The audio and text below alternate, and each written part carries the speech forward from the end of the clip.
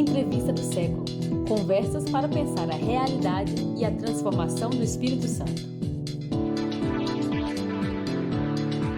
Olá, bem-vindo, bem-vinda, bem-vinde. Eu sou o Vitor Taveira, essa é a Entrevista do Século, direto aqui do Estúdio 42B, no centro de Vitória, toda semana com temas importantes e personalidades importantes para discutir o Espírito Santo. Lembrando que você pode curtir aí, se ainda não curtiu, né, nosso canal no YouTube, nas plataformas de áudio, seguir para receber as atualizações em primeira mão. E hoje o nosso convidado aqui é o cartunista das lutas capixabas brasileiras e mundiais também, né, Mindu Zinec. Olá, Opa. Mindu. Bem-vindo, obrigado pela presença. Eu que agradeço, valeu, prazer. Mindu é apelido, né? Apelido. Na realidade, Wesley acaba sendo apelido, né? Wesley é o nome Mindu original. vulgo Wesley, né? Ninguém te conhece quase como é. Mindu, eu queria que você começasse contando pra gente como é que começou a sua história, né? Porque você tem feito com bastante regularidade charges que retratam aí a realidade, como eu falei, do Espírito Santo, principalmente, né? Que é uma marca especial, mas também de temas nacionais, internacionais, né? Mas sobretudo de lutas políticas, né? Como é que você começou a construir aí essa sua trajetória? Uhum. Então, minha relação com o desenho, assim, ela sempre foi bastante experimental, né? Eu cresci vendo, primeiro, a referência em casa que foi meu pai, né? Meu pai ele é um desenhista projetista aposentado, então eu cresci ele vendo, na época não tinha o AutoCAD, né? E aí ele tinha aqueles pranchetões, que aí ele fazia os projetos ali, e além disso ele fazia a caricatura da galera do trabalho dele. Eu me lembro de uma pasta que tinha várias caricaturas e tal, e umas pinturas em tela. Eu fui crescendo nesse ambiente da arte, né, do desenho, e experimentando isso. O pessoal até me pergunta assim, desenhista é dom, né? Você nasce com isso ou é prática, né? Exercício e tal. E aí eu me lembro do mestre Ziraldo, né? Que nos deixou aí há pouco tempo, que ele dizia que desenhista é aquele que não parou de desenhar. Exato, todo mundo desenhava na infância. Na infância, criança, todo mundo desenha. Aí chega um momento que a família, a sociedade começa a podar, falando que desenho é coisa de criança, que precisa levar a vida mais a sério, enfim. E o desenhista é aquele que não só não parou de desenhar, quanto foi incentivado a isso, né? E aí acho que eu meio que fui meio assim, incentivado e não parei de desenhar. Mas você sempre esteve desenhando? Sempre rabiscando, sempre fazendo... Mas nunca com uma finalidade, assim, profissional, política? Assim, Não, nunca. Eu me lembro que eu mandei alguns desenhos para a equipe da turma do Maurício de Souza, né? E aí, isso eu devia ter uns 12 anos, talvez. Aí eu obtive a resposta um tempo depois, falando... Com esse retorno, vai se aprimorando aí.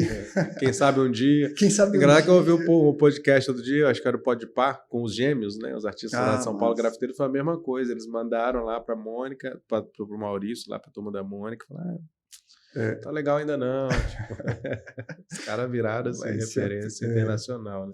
E aí eu acho que a primeira proposta de... Na Gazetinha você chegou a escrever? A desenhar? Não, né? Porque a galera mandava uns desenhos, né? Finada Gazetinha. Não. E essa proposta do desenho mais, pensando uma coisa mais séria e de geração de renda, inclusive, foi com a caricatura, né? Eu fazia a caricatura da galera na escola, e aí eu comecei a perceber que Isso quando você estudava ainda. Isso, quando eu estudava. Seus colegas. Isso. E aí, um pouco mais adiante, num momento de aperto financeiro, eu pensei, cara, eu vou utilizar a caricatura para isso. Aí eu fiz a caricatura de umas 3, 4 personalidades, fui para a praça e comecei a fazer na praça a caricatura das pessoas. Né? Das pessoas. Tipo, você bota um Bob Marley ali, bota figura conhecida, um ator da Globo, aí a galera se atrai, vê o traço. E aí eu fui fazendo com a proposta de geração de renda mesmo. Até hoje, assim, de vez em quando eu criei uma marca, Caricaturice, né? Uhum. E aí, em eventos, caricatura ao vivo, eu acabo fazendo, mas não com muita frequência, não. É meio instável, assim. Mas você nasceu onde? Como é que foi esse processo? Então, eu sou paulistano, né, da ZL, da Zona Leste, né? Ali eu vivi até os meus 20 anos, e aí depois fiquei meio perambulando aí, morei em Santa Catarina, Salvador, né, com projetos sociais também. E aí eu venho para o Espírito Santo no início de 2014, né? E aí que eu começo fazendo 10 anos agora. 10 anos já. Na Serra, principalmente, né? Isso, Morou. residindo nesse período todo na Serra. Eu lembro você fazendo essas caricaturas lá no Centro Cultural Elisiário Rangel, né? Que é ali na Serra. Que aí antecede um pouco, a gente tem até uma imagem aqui, né? De uma live que aconteceu na pandemia, né? Que eu acho que é o início da sua trajetória, né? Isso. Assim, como que você salta do... Aqui, ó, aí nem fala de charge, né? Caricatura como ferramenta política. Isso. O Carlos Latuf, que é um cartunista político, né, lá do Rio de Janeiro, e o Mindu. Foi 2020 o ano, né? 24 de abril de 2020. E aí foi a partir daí que você começou a se aprofundar ou você já estava fazendo esse tipo de desenho? Então, eu sempre curti assim, essa linguagem do desenho enquanto crítica social e política, né? Eu me lembro do jornal Pasquim, foi uma referência, acho que para a maioria dos chargistas. Inclusive o Ziraldo participava. Ziraldo, Milor Fernandes, o Miguel Paiva, essa galera toda aí, né? O próprio Enfio, né? Uhum. Tem um documentário do Pasquim que aí eles questionam, eles falam assim, mas a galera do Pasquim era militante mesmo, né, pela causa e tal. Aí o pessoal fala que nada, era todo mundo beberrão e, né, e às vezes os que eram mais aguerridos era, por exemplo, o Enfio tinha essa pegada mais da militância, né? Mas ainda assim o Pasquim carregava essa proposta de crítica social e política, porque o período era ditadura, né? Era a forma de luta deles também, até porque se aprofundasse muito ali, tinha o risco de nem poder continuar, né? Sim, sim. E nesse documentário é interessante que eles falam que os censores eram fãs deles.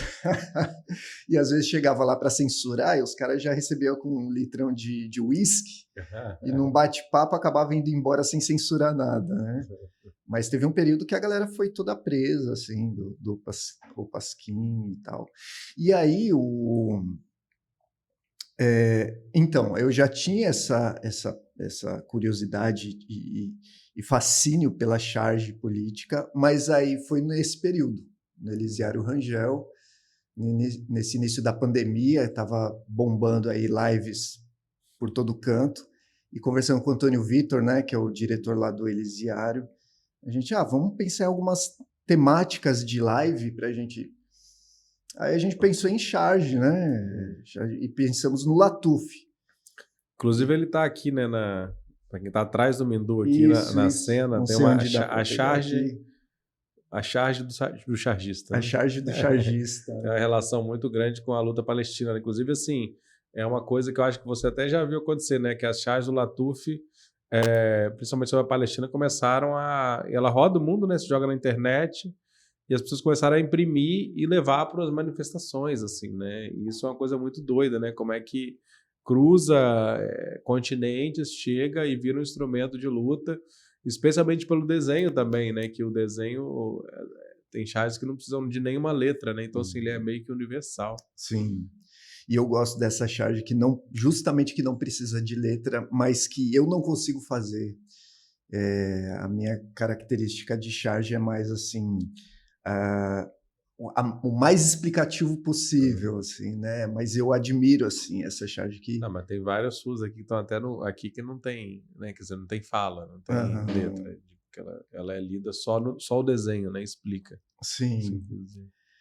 E foi muito massa, assim, essa live. Eu mandei a mensagem para ele despretensiosamente, falando, não, ele não vai responder, né? E aí, depois de 10 minutos, ele retorna. Claro, bora fazer essa live aí. E aí a gente fez. Infelizmente não ficou gravada. A gente não manjava Quem viu, né? não manjava dos mecanismos. Não me lembro se você estava no Elisiário ou se estava Eu lembro da época, eu lembro de ter assistido e tal. Foi bem interessante, assim, nessa troca, né?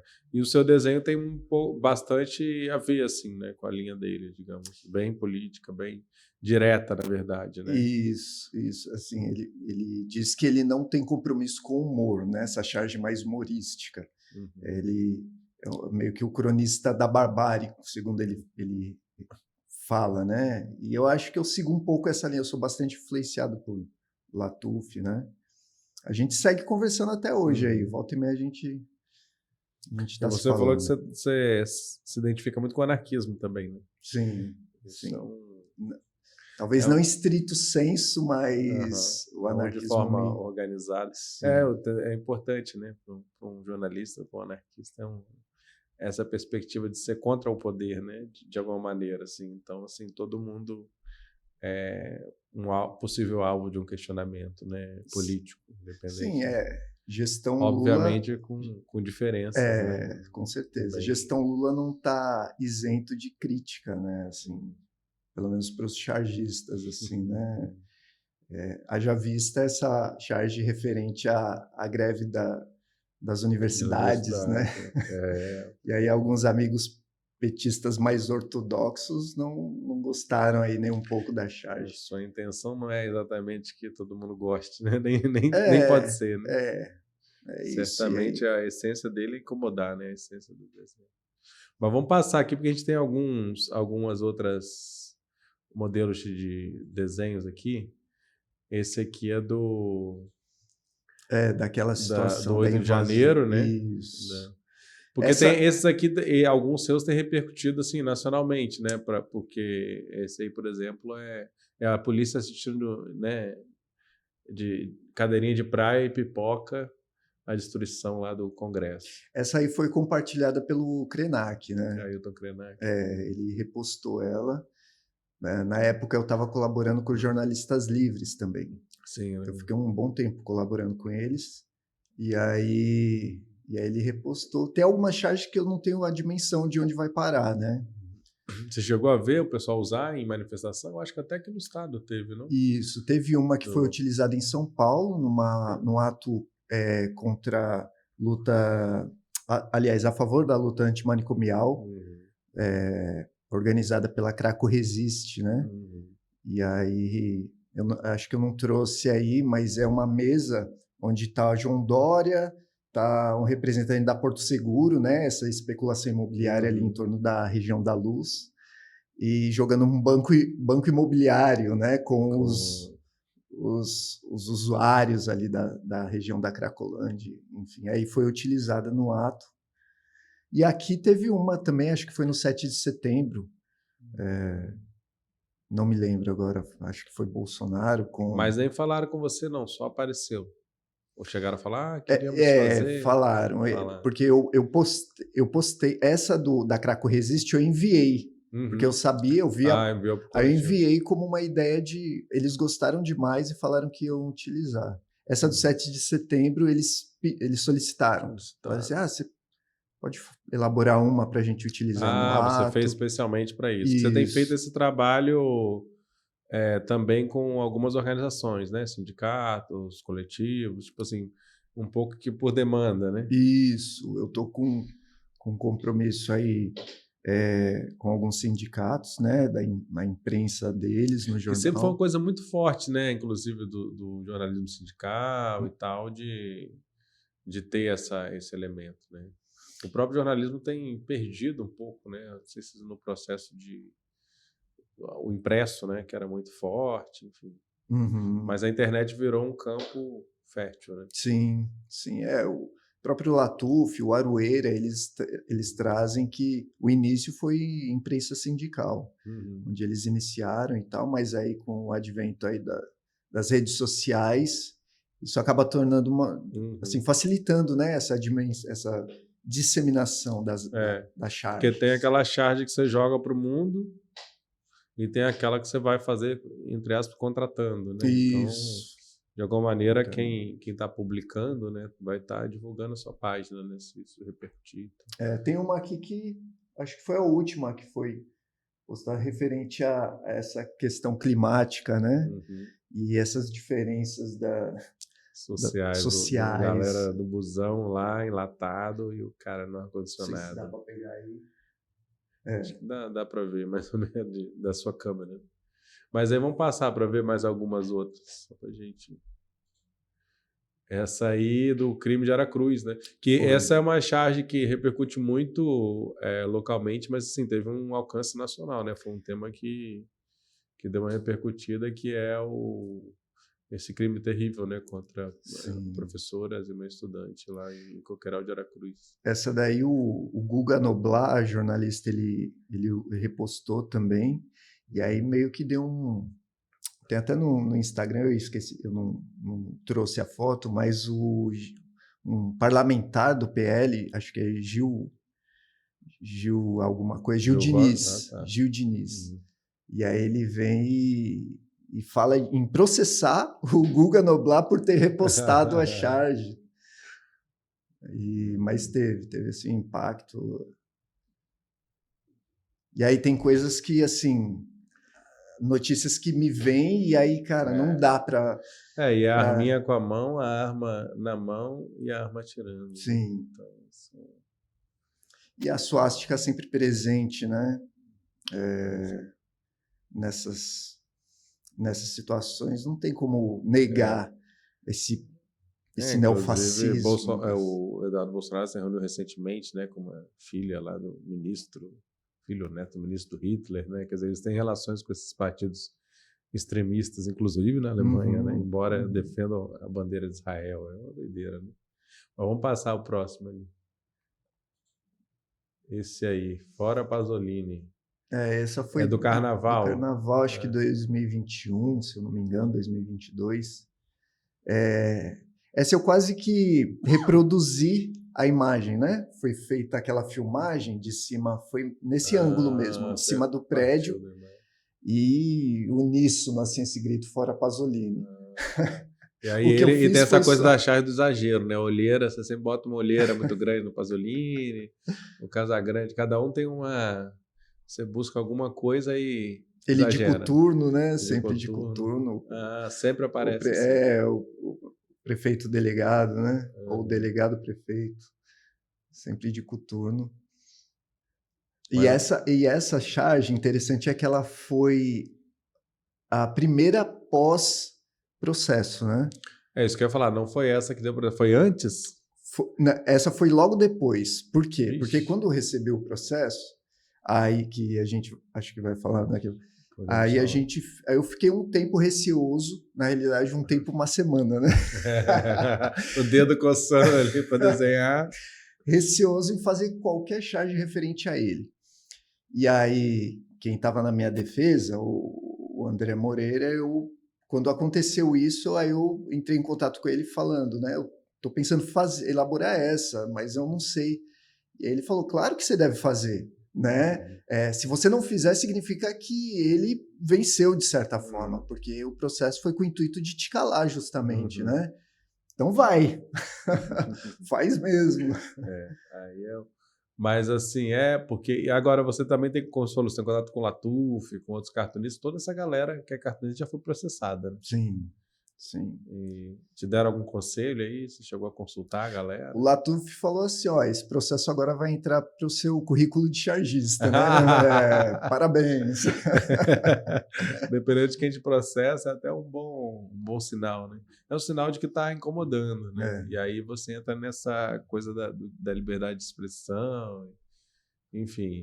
E, de alguma maneira, em alguns casos que a gente tem visto, acaba a censura, o processo acaba promovendo até o trabalho. É uma contradição, né? Porque a pessoa tem que lidar. Queira ou não queira, você tomar um processo, por mais que você ganhe no final, é um desgaste físico, emocional e financeiro, né? Sim. Você tem que levar papel lá, ir para a audiência, quer dizer, se movimentar, se articular, pensar, consultar advogado. Então, assim, é uma forma também, né, de usar a estrutura de quem tem mais estrutura contra pessoas que têm menos estrutura, né? Então você coloca a pessoa para que já tem, às vezes, né, não tem a mesma realidade, a mesma facilidade, não tem um advogado à mão, tem que correr atrás e, enfim, incomodar. E o Mas... contrário disso ocorre também, né? Assim, às vezes a visibilidade que às vezes a gente dá por algumas situações de alguma bizarrice da extrema-direita, e é uma tática que eles utilizam, né? Se promover a partir das bizarrices, né? Dar um exemplo aí, tem um pré-candidato a vereador aí que ele se diz pastor. É aquele que fez a rifa Saiu da recentemente, 12. eu vi a charge assim. Quando ele fez a rifa da 12, eu elaborei que uma charge. Fuzil, só para quem não sabe o que é uma 12. Acho que é espingarda, né? Um fuzil, sei lá, não entendo de arma. Enfim, nem quero. Um pastor que faz uma rifa de uma arma, um discurso extremamente armamentista. E aí, quando ele fez a rifa, eu elaborei a charge. E aí teve uma certa repercussão. E aí, nos comentários na própria postagem, uma galera falando: esse pastor eu apoio, né? É esse o pastor que eu reconheço. Me fala que eu vou... E aí agora está como pré-candidato aí, né? Nessa mesma pegada. Mas o pessoal te ameaça, te manda mensagem? Não, acho que só critica. Só criticando, falando as asneiras, assim, né? Acabam colocando tudo no mesmo balaio, chamando de petista. Eu não sou petista, né? E teve algum político aí importante que você chegou a criticar? Que você falou, que bom, tô incomodando. Você lembra? Que chegou a criticar... que interagiu de alguma maneira, né? Que criticou, que... Não, eu acho que essa do processo, a Camila Valadão depois, enquanto vereadora, ela citou isso na tribuna, e aí o Gilvan, da Federal, acabou reforçando isso, né, e falando, tinha que processar mesmo e tal, isso ainda é pouco para esse que se diz chargista e tal, e acabou reforçando isso, mas assim, fora ele... Eu acho que não. Tem um pouco dos agentes de segurança, né? Aí eu recebo algumas porque mensagens. Você mexe ali com temas sensíveis. Tem uma aí que teve policial. Teve o que falar. Teve uma que, não sei se está aí também, Passar próximo. Tem a da situação do essa daí. PM no trabalho e PM no lazer. Foi um caso que um policial...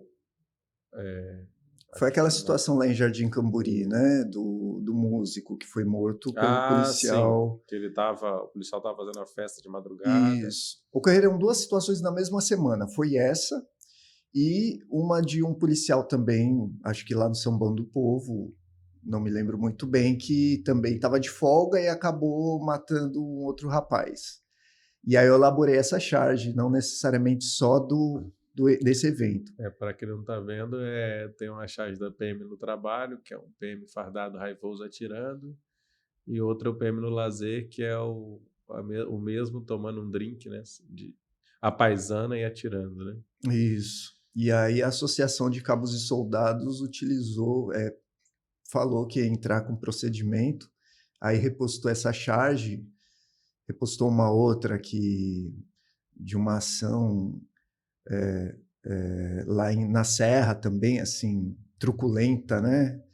Em um bairro. Porque você às vezes posta a charge e posta também o contexto, né? Uma reportagem, um vídeo no qual foi inspirado. É isso, não é baseado em achismos, né? Assim, a elaboração da charge eu recebo... O chargista é um cronista da imagem, né? Ele tem que acompanhar o cotidiano. E aí eu vejo a matéria, vou buscar a veracidade disso, né? Vou buscar comentários, vejo de um lado, vejo de outro, e aí sim eu parto para a elaboração do desenho, né? Então não é baseado em achismos, tipo assim, você não gosta de polícia. Não é isso. Ou não é só isso, né? É baseado em fatos, né? Casos isolados. Ninguém mais engole casos isolados. Né? Não, e agora esse lance eu estava lendo também sobre o lance da PM de São Paulo, do Tarcísio, né? Quando ele começa tirar a questão da câmera, quer dizer, como o uso das câmeras em farda, que está sendo discutido agora no Espírito Santo, né, está para ser implementado, reduziu assim de 30 e poucas mortes para 4 mortes na rota, né, que é o grupo considerado mais bravo, aí, né, grupo de elite e tal. Aí quando ele tira a câmera, volta a um número assim altíssimo, né? Chegou a diminuir 90%, voltou. Né? Então, por que será, né? Sim. É porque pode acontecer, né, enfrentamentos. Agora, o número de execuções é muito alto. Né? E aí acabam utilizando isso como um salvo-conduto quando algum policial é atingido, né? Assim, é claro. Não... Aconteceu recentemente e assim, vira o que aconteceu na Baixada Santista foi o que tem acontecido aqui no Espírito Santo também. Assim, isso é evidente e está no discurso da polícia. Assim. É dito de uma maneira que, inclusive, não gere processos, né? Dito às vezes com algum cuidado, mas assim, tentando jogar também para esse público, foi o que o Coronel Ramalho tem feito também, né? Ter um mínimo cuidado ali nas palavras, mas insinuar que a morte, a eliminação dessas pessoas é um caminho... Eles querem dizer que é um caminho possível, né? Sim. Se reagir, vai tomar. Mas na prática, mesmo se não reagir, a pessoa pode... Sim. Aí o coronel-geral da PM, ele diz o caos em alto e bom tom sobre o saco preto, né?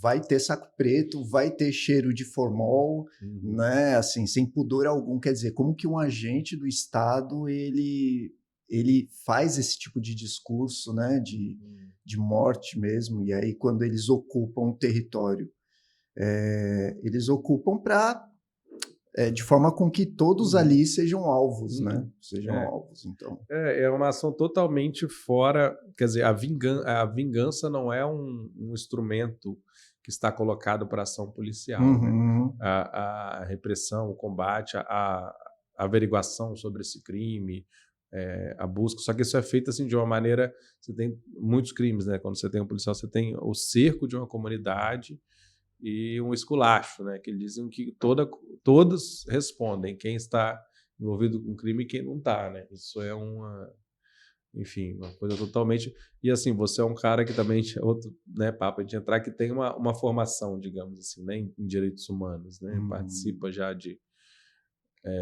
dessas questões também, isso é importante, né? Também não é como você falou, não é um achismo, mas também é um processo de um debate político, né, mais amplo. Sim. Só que a Charge já não está aí exatamente para explicar, né? Acho que ela está para provocar, né? Eu estou atuando como assistente social no Território do Bem e, assim, situações como essa são praticamente cotidianas lá, né? Tem sido muito... Cotidianas. E aí a gente percebe que existem também aí nessa trama aí todo um interesse, todo uma especulação, existe, né, assim, absurdo. Né? Território do Bem, essa região, uma região ali, né, de Morros de Vitória, né, reuniu 9 comunidades. 9 comunidades ali, envolvendo o bairro da Penha, São Benedito, né? Essas 9 comunidades. E assim, parece que é um território que vive num estado de sítio, né? Sitiado pela segurança pública ali, né? Onde a segurança pública, esses agentes acham que podem fazer o que bem entende e que nem muitas vezes é veiculado, né? Tiveram, por exemplo, situações que não foram veiculadas pela imprensa e que eu elaborei a charge.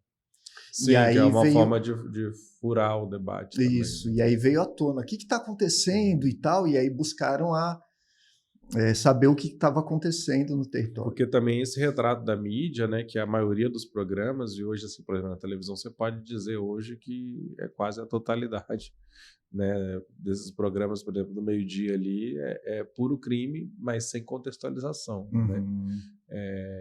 Não é interesse público, né? Fulano morreu, fulano matou, fulano... Aí não há interesse público nesse jornalismo, há uma espetacularização na verdade, do sofrimento, né? De pessoas... enfim... Isso vende, né? Também, né? Exatamente. Tanto de conflitos com a polícia como de conflitos entre facções, mas que assim, são vidas... todas são inocentes sempre que a pena de morte não existe. Então, assim... São situações muito tristes que são colocadas sem ter uma contextualização que nos permita entender, refletir e agir. Né, E eu vejo isso como uma perpetuação da criminalização do povo preto, né? Quer dizer, se utilizam essas ações dentro da chamada guerra às drogas. Então, quer dizer, a gente sabe que matando um jovem ou prendendo um varejista não vai solucionar a questão, né? A própria PM sabe disso. Nem prendeu o Marujo, né? Nem vendido como grande traficante, mas talvez nem seja, né? Tem muito mais gente em cima. Sim.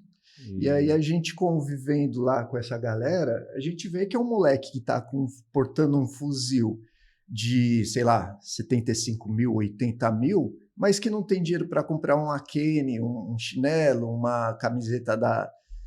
Quer dizer, como que ele porta um fuzil nesse valor? Quem colocou esse fuzil na mão dele? Né? Quem coloca a quantidade de drogas que vale aí, né, milhões até, na mão dessa galera? Né? Quer dizer, o buraco é mais embaixo, né? O buraco da bala aí. Vamos ver o próximo, acho que tem mais. Essa que é a do processo. Essa. Foi, né? Ainda está correndo esse processo? Está correndo aí lentamente. É um processo que iniciou em 2021. A princípio, Pasolini... Aí, só para contextualizar, né? O que aconteceu? A Débora Sabará, na gestão do antigo secretário de Cultura, Luciano Gagno, ela vai pedir autorização e apoio para a parada LGBT, e aí ele diz que essa gestão não tem compromisso com o público LGBT, né? E aí ela ela faz um BO contra isso, contra essa postura. Ela foi junto, ela tentou, não era recebido. Aí ela acionou, se não me engano, a OAB na época, foi representante da OAB, então assim, a fala do secretário teve testemunhas, né? E testemunhas de peso de que, assim, novamente, tentando, obviamente não falar diretamente o motivo, mas assim, no sentido de que não cabia apoio a esse tipo de política, né? Sim. Que é um evento grandioso, né? Sim. Que, inclusive vai vir aí esse ano em breve, né? A próxima. E aí isso deu repercussão também a ponto do Luciano Gagno pedir exoneração, né? E aí quando ele pede exoneração, aí eu elaborei essa charge, né, representando ele na lata do lixo da política capixaba, e ela falando, né, Gagno já foi, falta o LGBT-fóbico do Pasolini e companhia. E aí o processo foi contra mim e contra a Débora, né? Sobre calúnia, difamação, dizendo que a gente estava chamando ele de LGBT-fóbico. E assim, quando um representante não tem esse compromisso com um público, né, legítimo, isso se configura assim, né? A Camila Valadão reforça isso sobre uma LGBT-fobia institucional. No final, o Gagno acabou sendo afastado, né, na ocasião dessa denúncia da Débora, enquanto era averiguado. E depois ele retorna. Né? Aí depois ele saiu, né? Isso também certamente deixou um desgaste aí, né, para a gestão. Mas, enfim, é isso, né? Tem mais aí, Tony? Esse aí é marcante, né? Essa foi em ocasião do 18 de maio, não sei que ano, sobre essa... E aí teve um debate, né? Acho que o André Moreira puxou esse debate também sobre a troca do nome, né, da Avenida Dante Michelini, o que é um absurdo ainda, permanecer esse nome. Isso, infelizmente, é uma prática que ainda é muito, muito vista, né? Os algozes do Brasil nos monumentos, nos nomes de rua, nos memoriais. Isso precisa, né, todo apoio a todo apoio àquela atuação contra o Borba Gato, aquela atiação quando o galo ateia fogo lá, né, na estátua, isso, os memoriais têm que cair. E a Avenida Dante Michelini, essa placa não é diferente, né? Sim, sim. Não, é marcante realmente, que aí ganhou o viaduto ali, né, o final da avenida, mas assim, aí a gente que ainda questiona isso, pô, mas no final da avenida, que na verdade o Dante Michelini é homenageado ao pai, né? Uhum. O pai que era o empresário que teria acobertado. A gente fizemos até, né, sobre o lançamento do livro, da série, fizemos uma reportagem, foi um crime que chocou, né? Acho que é um marco realmente na sociedade capixaba, né, que terminou impune até hoje, né? Tivemos condenações e depois reversão dessa pena, né, dessa condenação de pessoas ali da ilha de Capixaba. Mas também virou o 18 de maio, né, que foi o dia desse crime bárbaro, que é o Dia Internacional contra a exploração, né, de crianças e adolescentes. Então... E sobre o processo de elaboração da charge, tem a parte que ela é doída, né? Porque, por exemplo, enquanto eu pego a reportagem, né, a situação, e vou elaborando o desenho, eu fico rememorando e fico no processo de elaboração mesmo. É bem complicado, assim, mas...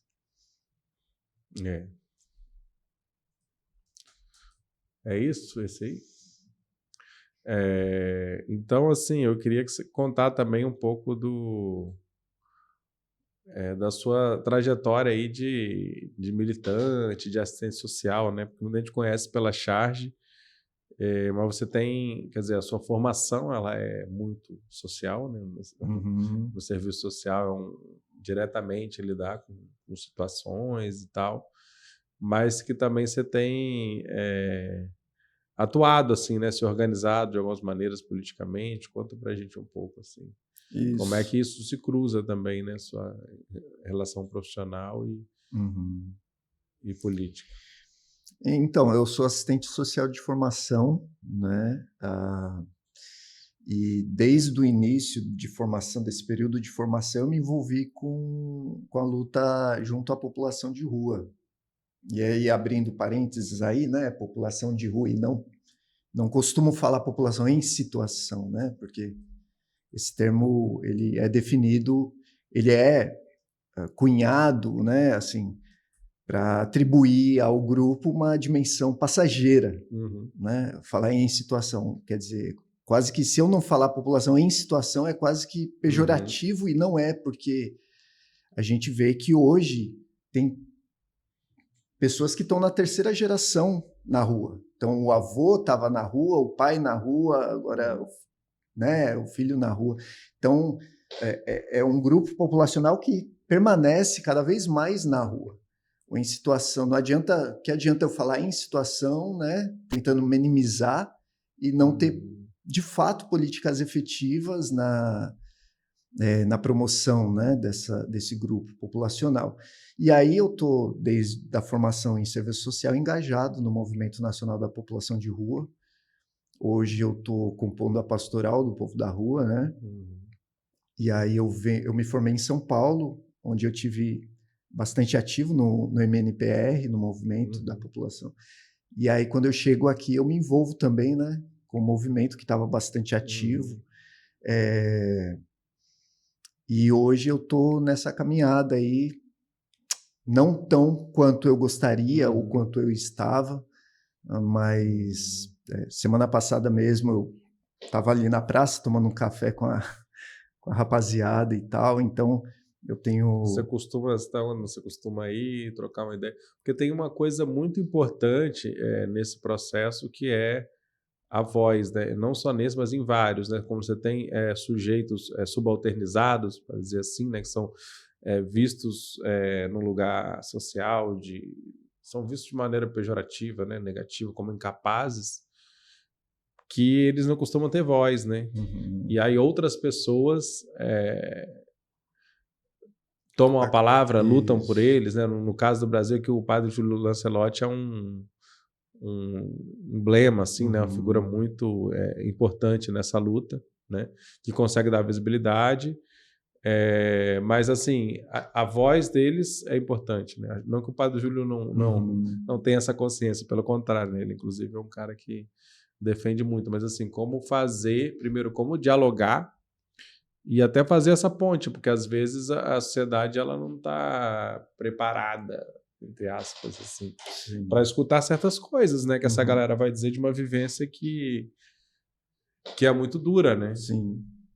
Sim, e é um pessoal que, assim, ou tem a compreensão da sua situação, de fato, ou uma autocriminalização, uma autoculpabilização. Quer dizer, eu estou na rua por minha própria culpa, sem fazer uma análise do geral. E aí se tem uma movimento coisa... social que ajuda a talvez sair de um para outro, né? Entender que são direitos negados, entender que você teve uma série de direitos negados, às vezes nem agora que te levou para a rua, mas na sua história, desde que nasceu. Sim, talvez. E aí a partir desses fóruns, né, assembleias, essas rodas de conversa, isso vai auxiliando. Se tem e aí, assim, enquanto assistente social, eu acabo encontrando, eu acabo tendo algumas divergências com a própria categoria, porque num serviço, eu atuei um bom tempo nos serviços que atendem a população de rua. E, assim, eu acho que os serviços que atendem essa população precisam urgentemente ser repensados urgentemente. Eu acho que essa lógica da tutela, né, essa lógica da objetificação, né, essa lógica da abstinência também e não da redução de danos, quer dizer, isso é extremamente nocivo, assim. Aí você tem, você fala assim, principalmente de equipamentos públicos, né? De equipamentos públicos. Dinheiro público. Sim, porque assim, a gente sabe que a assistência não vai resolver o problema, a assistência social. Isso deve ser feito, isso deve ser uma atuação intersetorial, né? Outras secretarias devem se implicar nisso. Mas o que cabe à assistência não está correspondendo, não tá cumprindo com o papel. E aí, onde eu encontro isso? É porque o pessoal fala assim, Mindu, você é assistente social e está criticando, né, esses serviços tão importantes e tal. Não, eu estou criticando justamente para melhoria. Né? E aí, assim, uma coisa é o serviço social, outra coisa é a assistência social no Estado que se configura enquanto neoliberal. É uma assistência estatal, né? E que segue, muitas vezes, a lógica neoliberal. Muitas vezes, alguns serviços como o Centro Pop, a gente vê nitidamente que tem o objetivo de tirar essa população da visibilidade da sociedade, né? E que pouco se tem a proposta de autonomia, de protagonismo mesmo, justamente pela lógica da tutela. E aí, por exemplo, agora o governo federal criou um plano aí que parece ser bem interessante e inovador, né?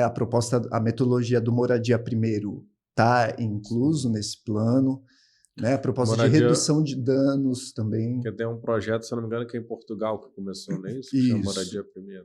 Isso. Ela rompe essa lógica etapista, né? Quando eu chamo de etapista olha, primeiro você tem que passar pelo Centro Pop, depois pelo abrigo, depois cuidar da questão da sua drogadição, da sua saúde, para, por fim, ter a sua casa e o seu trabalho. E aí a lógica do Moradia Primeiro inverte isso. Você, estando em um local que você pode chamar de minha casa, e não um abrigo onde eu divido com várias pessoas, onde eu tenho regras e pessoas que mandam em mim, eu tendo um local, eu posso agilizar as questões de trabalho, de saúde, de convivência. E aí em Portugal, o número de pessoas em situação de rua caiu assim, em situação, né? Caiu assustadoramente, caiu pela metade, assim, por conta dessa metodologia. Então, esse novo plano federal, ele traz essa ênfase no plano Ruas Visíveis, né? E tem que ter. Inclusive, eu estava vendo dessa política, eu achei uma questão interessante, quer dizer, que ele busca alocar essas pessoas em diferentes bairros, né? E não, por exemplo, botar, beleza, vamos criar pegar um prédio aqui e botar todo mundo que está nessa situação, que você pode gerar uma série de estigmas, né? Inclusive no entorno e tal. Então, assim, é inserindo, mas com acompanhamento, obviamente, né? Porque quando você fala, é a casa, mas é também o acompanhamento que seja necessário, psicológico, de assistência social, para que esse processo de rompimento desse ciclo, né? Possa ser construído. E é interessante também, assim, porque também um elemento muito cruel desses estigmas é que você tira também das pessoas as coisas boas também, né? Porque não é porque ele está numa situação ruim que, tipo assim, ele é só... Muita gente não gosta disso, né? É visto como pobre coitado e tal, né? E aí você fica só ali e não proporciona momentos também de alegria, mas também de politização também, né? São dois processos diferentes. Mas, assim, a política, para ela ser emancipatória, ela tem que fazer esse processo de entendimento de direitos, mas também tem que gerar momentos, né? Proporcionar, e não só proporcionar no sentido vou fazer, né? Vamos fazer, o que é... É isso, é uma galera que tem um histórico profissional, um histórico de aptidões, né? Tem um histórico de vida. Tem gente na rua, assim, que tem ensino superior, gente que fala mais de dois idiomas, é um público extremamente heterogêneo, né? E aí quando eu coloco num bojo só, né? Assim, como se essas pessoas tivessem brotado do asfalto, né? É a coisificação, essa coisa da coisificação. E aí eu defendi a dissertação em dezembro, que eu pesquisei violência e morte da população de rua na região metropolitana da Grande Vitória sob o viés da necropolítica e do racismo, né? Então, e aí a gente percebe muito que antes de serem pessoas matáveis, né, elas são desumanizadas. Então, assim, existe todo um movimento de desumanização desse grupo populacional. Por exemplo, quando chamam as pessoas que fazem uso ali na Cracolândia de zumbis, é com um propósito. Quem que é o zumbi? Zumbi é aquele personagem que, se você não matar, ele vai te matar. Se você não fizer algo, ele pode te, né, acometer de um risco. Então, assim, são pessoas matáveis, né? São pessoas que estão vulneráveis a todo momento, assim. Então, não é à toa que volta e meia a gente vê populares que ateiam fogo, né? Que mesmo... E sem as notícias, geralmente, de população de rua, quando morre, quase sempre, na maioria das vezes, termina assim: até o momento nenhum suspeito foi preso, foi localizado, porque não tem interesse de fazer uma pesquisa. E né? tem essa questão também, assim, dessa luta que agora, né, momentos vai e vem de internação compulsória, né? A gente sabe que é um drama familiar, assim, muito, muito duro, muito complexo, muitas vezes, né? Mas com a ideia de que esses seres, assim, precisam ser colocados à força nessa lógica da abstinência também, enfim, muitas vezes organizações religiosas, né? Tem todo um contexto, e tem um contexto também econômico em torno, né? Sim. Mas que eu vi um analista falando que parte do julgamento que eles não são capazes de tomar decisões, sendo que eles tomam decisões o tempo todo. Quem tá na rua, aí só colocando, né, que nem todo mundo que está na rua usa droga, nem todo mundo que tem drogadição está em situação de rua. Não podemos também misturar isso, mas assim, as pessoas que estão na rua ou que estão com um problema, elas precisam tomar decisões, elas tomam decisões, né? Precisa de ter um... É isso. É um público que também há muitos interesses em torno dele. O João Dória, mesmo em São Paulo, o que elegeu ele, a princípio, para vereador e depois para governador, foi a região da Cracolândia. Né? Política lá, primeiro prefeito. Né? Prefeito, eu falei vereador, né? Prefeito. Nessa ação de higienista mesmo, de contenção territorial, quer dizer, mandando a polícia constantemente, e sempre em ano eleitoral. Aqui a gente tem um que quebrou faz aquela política do Haddad que estava sendo considerada de sucesso, que era de uma inclusão, de braços emprego. Abertos. Né? Isso. E aqui a gente tem o Luiz Emanuel, que O vereador de gosta, Vitória. o vereador de Vitória que gosta de utilizar a população de rua com esse interesse. Todo ano eleitoral ele vai, chega lá, né, sobretudo em Jardim da Penha, e manda a polícia lá, e, enfim, faz toda a guarda. Inclusive ele é o Armandinho, né, que foi caçado, eles costumavam ir junto com a guarda para fazer seus vídeos, jogar nas redes sociais, de olha, estamos combatendo, né, fazer a dita abordagem, né? Sim. Que também entra nessa questão de que, tipo assim, não há ilegalidade em dormir na rua, né? Quando eu vi isso, realmente, qual é o crime, né? Qual é o crime? Por que você está recolhendo os pertences da pessoa? É o resgate da lei contra a vadiagem, né? Eles retomam isso. Agora que alguém for falar quando for questionar, o Mindu fala de necropolítica, saiba que tem uma dissertação. Ele estudou o tema, ele não está... Não façam né? isso, por favor. Não, estou falando assim, tem um estudo, né? Tem uma concepção, tem toda uma questão aí por trás. Mas é interessantíssimo como o racismo, cara, atravessa a população de rua. Não tem como se debater população de rua sem falar sobre racismo, né? Atravessa assim de forma absurda. E tem essa história aí, entre aspas, do mendigo gato, a mendiga gata, né? Quando encontra uma pessoa em situação de rua que é branca, que é considerada dentro dos padrões de beleza, aí vira meme, aí vira não sei o que lá. Esse tem duas facetas, né? Um é essa exposição, né, do que é o racismo, as outras pessoas são invisíveis, não importa. E a outra é você brincar e rir com uma situação que, na verdade, não é legal, né? Isso daí, quando eu fiz esse trabalho de campo, que eu entrevistei a galera, isso comparecia, inclusive, nesses serviços, com propostas de atender onde a pessoa, o educador lá, o profissional chegava para uma pessoa branca em situação de rua e falava assim, nossa, mas você não tem cara de estar na rua, né? E isso falando do lado de um negro na rua. E aí ele falava, ué, por que ele não tem cara e eu tenho cara de estar na rua? Por que ninguém nunca fala isso para mim? Né? Isso aparecia na entrevista. Né? Eles, para o mangueio, por exemplo, no grupo manguear pedir dinheiro, eles colocavam um camarada branco para pedir dinheiro. E o resultado era diferente. Era diferente. A superação da rua também é outra. Nesse processo da entrevista, o que você ouviu assim, de mais chocante, mas também de mais, sei lá, bonito? Nossa, muitas histórias. Foi várias histórias, por exemplo, de um relato de a ação truculenta e violenta de seguranças e agentes privados, de seguranças privados, elas são muitas a ponto de da guarda municipal agredir com taser, né? Aquelas maquininhas de taser no cara, choque, né? De choque, que é aquela que vai à ponta. A ponta ficou presa no camarada que estava na rua. Ele foi hospitalizado. E aí a guarda foi lá no hospital pegar a ponta da taser, né?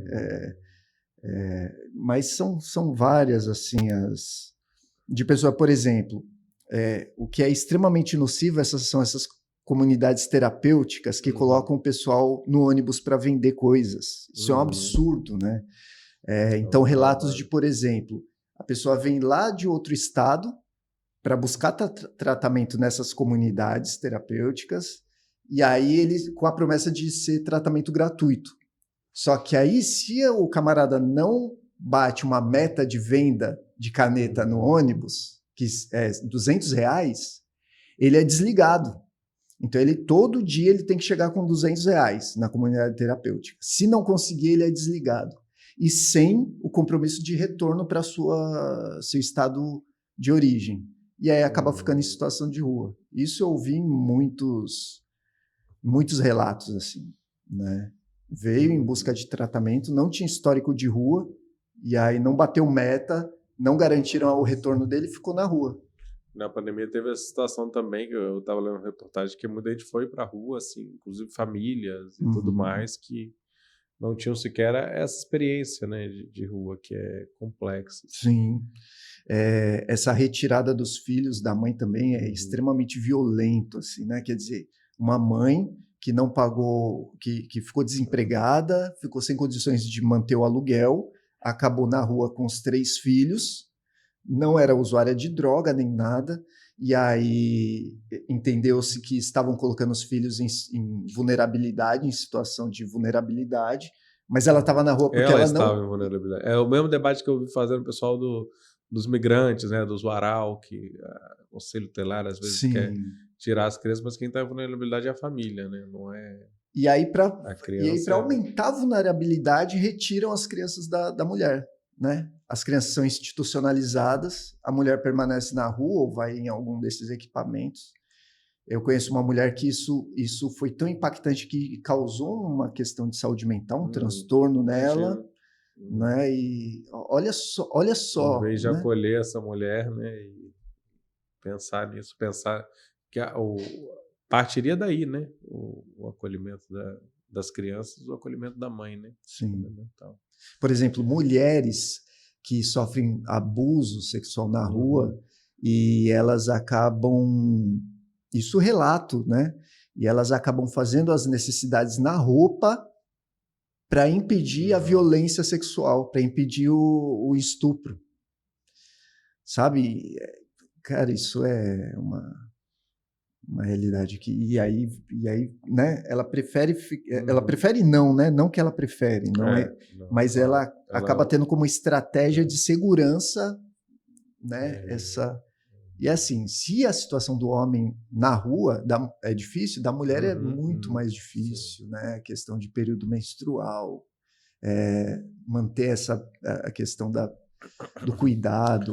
E tem pessoas inclusive em situação de rua que são trabalhadores que estão trabalhando, né, regularmente, seja de uma maneira institucional ou não, né? Então, assim, é muito complexo e a política de moradia entra nessa, né? A gente tem tantos edifícios vazios, a gente conseguiu sequer em Vitória aprovar um IPTU progressivo, né, para que os prédios abandonados sejam pressionados a ter uma utilidade, né?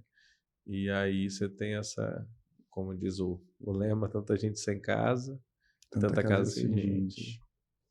Mas é isso, Mindu. Alguma palavra final que você quer deixar aí para a galera? Eu agradeço aí. Obrigado pela sua oportunidade. E estamos aí à disposição, né? Eu costumo falar para o pessoal que eu preciso também de ideias, né? De ideias e de provocações. Então eu gosto quando alguém chega e me manda uma notícia e fala, isso daqui merecia uma charge. Faz uma collab. Isso. Ou faz uma collab, ou não necessariamente. Collab mas de parceria, né? Isso. Dá ideia. Essa daqui, por exemplo, que está aqui sobre violência obstétrica. Isso, a feminicídio. Foi uma série, né? Que eu fiz uma charge por semana durante uma semana sobre feminicídio e machismo, chamado Se Eu Falo Não Me Cala, esse é o título. E eu busquei apoio de mulheres assim feministas, de referência, para elaborar algumas charges. Essa daqui foi sobre violência obstétrica, que ocorre muito aí, né? Então, assim, eu gosto disso. Aí eu sempre fiz em collab com essas mulheres maravilhosas que auxiliaram aí, né? E aí, quem quiser Você acompanhar... mesmo é um dos eu já mandei umas sugestões aí. Dos consultores aí de charge, às vezes eu... Às vezes eu tenho uma ideia, eu mando. Faz. Aí é @mindu.zinec. Zinec com K no final, mudo, né? Esse é o Instagram para quem quiser encontrar, acompanhar. E também pode por lá mesmo, né, enviar uma sugestão. Com certeza. E acompanhar aí, além, né, temos aqui no nosso cenário, para quem está assistindo no YouTube, tem um pouco de algumas ornamentando, né, o nosso estúdio, e lá tem muitos mais e outros virão certamente, né? Você produz com uma regularidade, tem ou é quando vem? É quando vem. Eu preciso produzir com mais regularidade, assim. Mas tem bastante, toda semana, pelo menos. Tem. Toda semana tem alguma coisa. No final do ano, no Centro Cultural Elisiário Rangel, vai ter uma exposição, onde que legal. Vai ser ali na Galeria Benedita Torreão. Uma exposição sobre charges, tema retraço calado. né? E aí a gente... Eu vou divulgar aí. Vou recomendar aqui, @Elisiário Rangel também, ou no site, né, que você encontra lá. O Centro Cultural está tendo até uma exposição bem bacana atualmente, né, que é Titinhã Puri, a exposição da Cat Chap Puri. Quem quiser acompanhar lá pode ir agora, né, como estamos falando, mês de maio de 2024. Isso aí. E até o final do ano tem Mindu lá. Então fica a dica aí também. Além das exposições, sempre tem coisas acontecendo por lá. Maravilha. Beleza, Mindu? Muito obrigado. Valeu, pelas meu palavras. amigo. Essa foi a entrevista do século. Produção e locução minha, Vitor Taveira. Apoio técnico do Tony Braga, no estúdio 42B, aqui direto do Centro de Vitória. A gente volta semana que vem com a entrevista do século, toda terça-feira, 18 horas, com temas e pessoas importantes para pensar o Espírito Santo e o Brasil. E notícias diárias, análises, outras informações sobre o Estado do Espírito Santo você encontra em seculodiario.com.br. Todo dia pode digitar lá, que vai ter novidades para você, sempre com uma perspectiva crítica. É isso, até logo. Valeu. Entrevista do século. Conversas para pensar a realidade e a transformação do Espírito Santo.